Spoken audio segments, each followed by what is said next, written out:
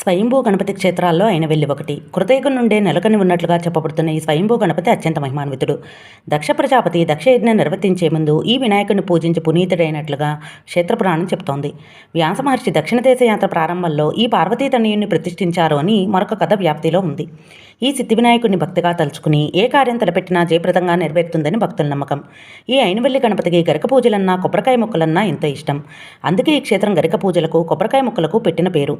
ఏటా ఇక్కడికి వచ్చే భక్తులు తమ మొక్కుల రూపంలో స్వామివారికి సమర్పించే కొబ్బరికాయల సంఖ్య దాదాపు 20 లక్షలు దాటి ఉంటుందంటే నమ్మశక్యం కాదు. ఇక్కడ స్వామివారికి ప్రతి నిత్యం లక్ష్మీ గణపతి హోమం చాలా ఏళ్లుగా జరుగుతూ ఉంది.